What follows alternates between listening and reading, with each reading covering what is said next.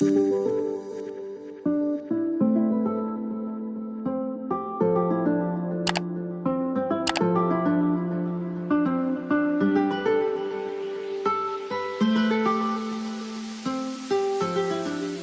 back, everyone.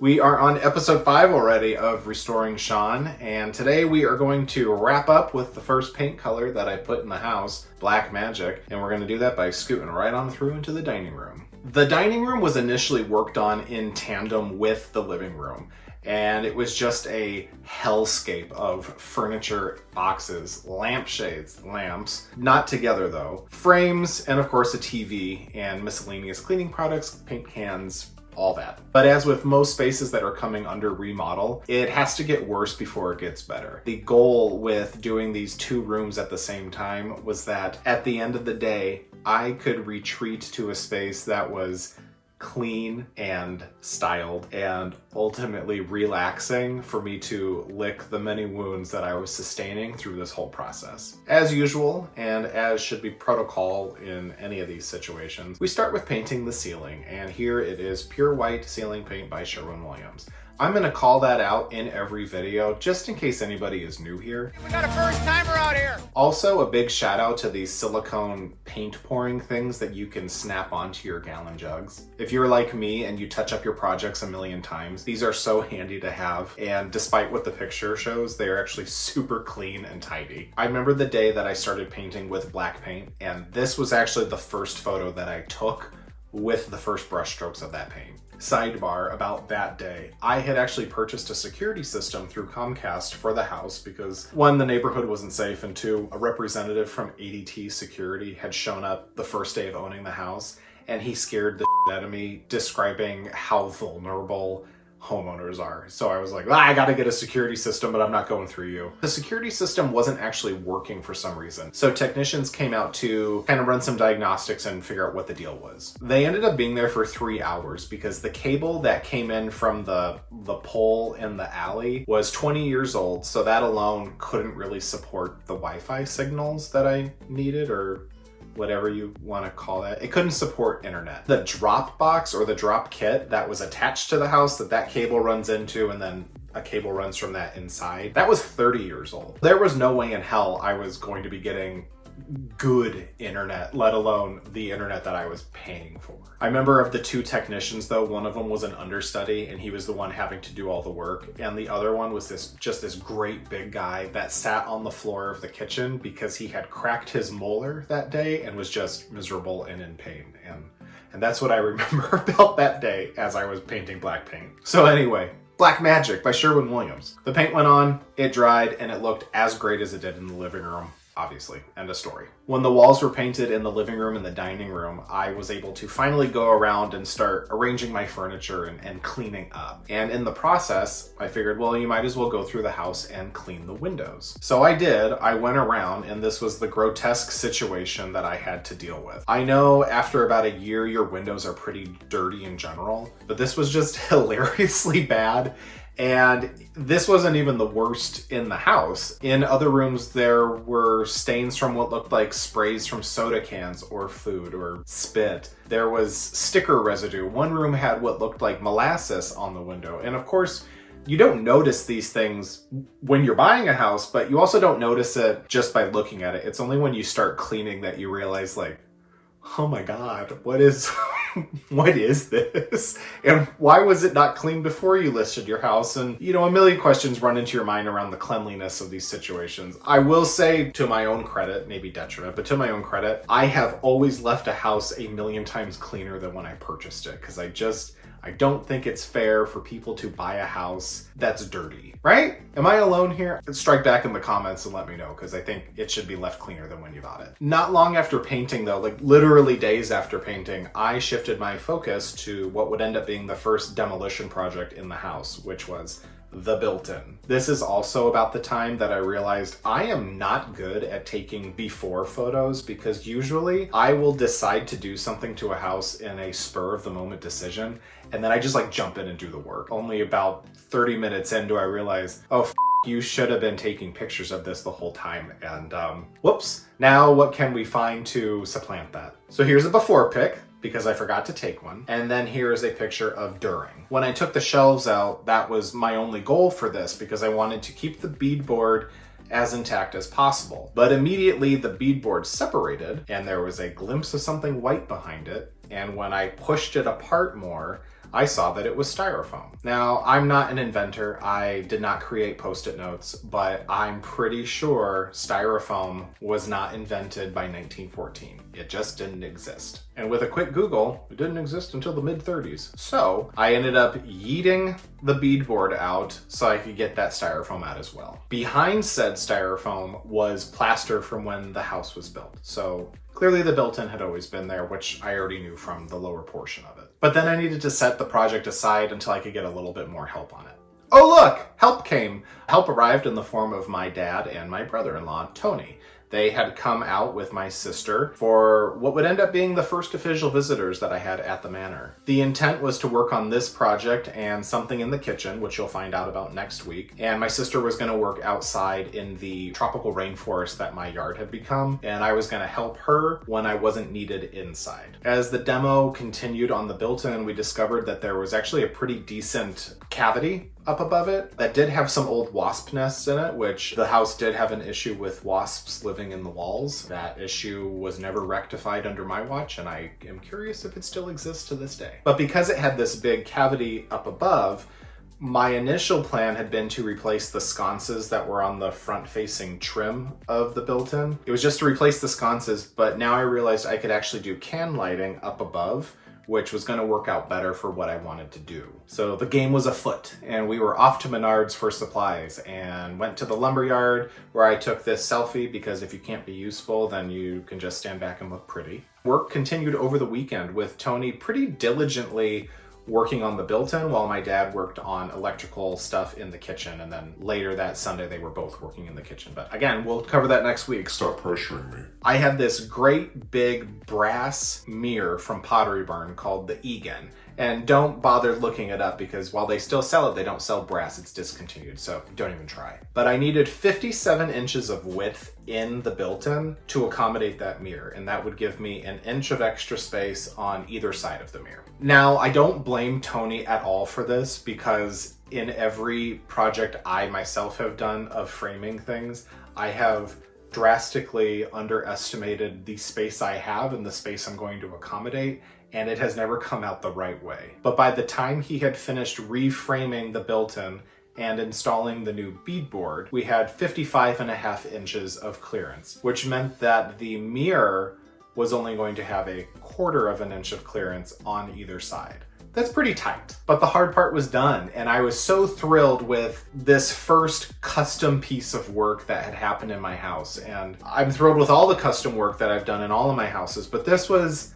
the first where it felt like, wow, this was my design idea, and this was how it came to life with the help from my family, and it looked amazing. It looked amazing, and it wasn't even finished yet. They left back to Wisconsin that Monday when I was at work, and my sister wrote this little note for me in the dust that we had created over the weekend. So that was really nice to come home to that day. Then I was able to start the work on reinstalling the trim around the built-in, sanding down the counter so that it would be stainable, and then painting the beadboard and trim with what was the first fancy paint of the house. The fancy paint was Sherwin-Williams Emerald Collection enamel paint in pure white and a satin finish. And that is what I used on all of the trim inside the house, and then also the trim for outside the house. I wanted the satin finish against the matte walls because I just wanted a little bit of a difference of sheen, a little pizzazz, if you will. And then I also knew that it was going to be easier to clean when the time came. I ended up staining the counter gray. I don't know why. I think in my mind it was going to be more of a gray wash, but this was just kind of a solid gray. And I ended up doing this not just here, but on additional shelves throughout the house. So the point of the story is maybe don't always listen to me when it comes to picking a stain, because I don't know. Sometimes I f up. But it looked fine, especially once the base cabinets were painted and the new hardware was installed. It had all come together really well. And then it was time for the mirror, and I had already installed the mounting brackets for the mirror. I just needed to get it home. I drove this big kahuna mirror back from Pottery Barn in my Honda CR-V. It was so big that I had to take it out of the box to fit it in the back of my vehicle, and it ended up gouging, the plastic interior. And keep in mind, this mirror is, I think, like 47 inches by 55 inches. It weighs 72 pounds. So it's not a little thing. It is a massive mirror. I got it in the house and put a towel on the counter of the built-in. Thinking ahead here, see? And then I heaved that sucker up because I was doing this alone. No lie, it took 20 minutes to maneuver that damn mirror into place because A, I didn't want to scratch the paint. 2, I had to maneuver it behind an electrical outlet that I had very poorly picked a spot for. And D, I didn't want to crush my little fingers. Once it was back all the way and flush against the wall with the towel pulled out enough that I could still wiggle my fingers underneath this, I had to lean forward across the counter and lift the damn thing straight up until it could hook onto the cleat that it would attach to. It took a couple of tries, but look at how lovely this sucker turned out. And just to prove my point of how much clearance I had on each side, ladies and gentlemen, it does not get more custom than that. Flashing forward a few months, my dad was visiting that holiday season. He was there to help me with some work we were doing in the bathroom upstairs. Apart from the cuteness overload of my cat Sophia playing with the reflection off his watch here, you can see the floor grate in the floor. That was something that I had ordered to replace the wood grate from the 1970s that had started cracking apart because someone, maybe me, but I'm not going to say it was me, stepped on it and cracked it. But then a couple weeks after that, work started up again on painting the trim downstairs. I had been looking at the primer on the window frames for so long. I was so ecstatic to get this process moving along. Now, last week I mentioned an issue where because of the plaster and lathe depth issue compared to the sheetrock that replaced it, there were gaps in the baseboards. This is a really prime example of that. I could rectify the whole situation with a bunch of caulking, but the fact remained that it was just an annoying thing to deal with. Also, notice the weird staining on the floor here. In an old picture of the house, it was very noticeable that there was water damage on the floor in the dining room. And directly above that water damage, you could see that there had been some kind of crummy plaster repair that indicated there had been water damage. I have no idea why the stain existed the way it did, because it genuinely looked like they had spilled a dark stain on it. Pretty soon though, I was taping windows up here using blue masking tape. Since then, I have switched to green frog tape. You get a much cleaner line. Back then, and I suppose even now, I would work from sun up to sundown, hyper focused on a project because I just wanted it done. I was enjoying what I was doing and I was listening to music all day long, but I was so intent on, well, you started this and now it's got to be done. All of the windows downstairs, living room, dining, and kitchen were all started one morning and finished super late at night. But then a few days later, after installing the new pulls to lift the windows up and the new locks for them, seeing that morning sunlight come through them and just how everything lit up and glowed, it was so special, and it was just such a perfect feeling for what your plan had been, and seeing it come to life that way, it was just, I can't describe it. It was a great thing to see it done. So we've got a few photos here of the dining room essentially finished, or at least as finished as it was through 2019. Then in March of 2020, just as the world was shutting down for COVID, I had moved downstairs to continue working on refinishing the floors. Hello.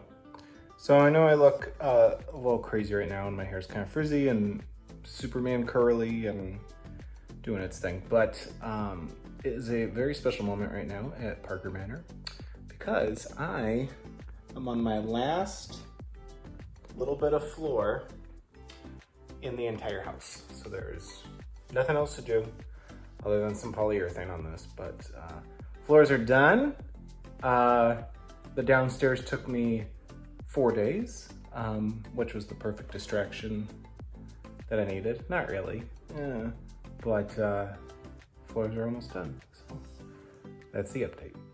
Once the floors had been stained and polyurethane and that had all dried, I had to take my white trim paint and a little detail brush and scoot around every baseboard downstairs, touching up all the spots that I had whacked the trim with my stain rag, because I'd after you'd paint the stain on, you'd take a rag and kind of wipe off. I probably should have wiped off more than I did, but here we are. In the end, the floors were beautiful, and I couldn't have been happier at the time with how they turned out. Hindsight, I don't like them. And also, hindsight, the people who purchased the house from me, their dogs destroyed the floors. It's not my house anymore, so I can't complain about that. As 2020 marched on though, and the furniture was moved back in and life resumed some semblance of normalcy, the dining room ended up being the central hub of the house as I worked on the contract with my realtor and friend Chad to sell the manor. The room also became the first to get filled with furniture and boxes once I needed to start packing things up, and that was just because it was the least used room downstairs. In closing, I did love this dining room. It was comfortable, it had great lighting, it stayed pretty cool in the summer, and it allowed me to entertain friends more times than I can count. In hindsight, if I had had air conditioning in that house or installed it, I would have absolutely removed that ceiling fan and put a chandelier in, but there we are. Also, it would be remiss to mention that I did take the mirror with me when I moved out. The new owners initially thought that the mirror was included. Hell no, and they did offer to buy it from me, but they balked at the price that I gave them. I won't defend what I asked for. This mirror is a collector's item. That's all I've got for you this week. Thank you so much for watching and for what I assume subscribing to my channel. And I'll also thank you in advance for clicking that fat little thumb down there to indicate that you loved the video, because I know everyone loves these videos. I will see you all again next week, same time, same place, where we move into the kitchen and we uncover what was hiding behind the sheetrock on the ceiling, in addition to some other kitchen-y stuff as well. I'll see you then.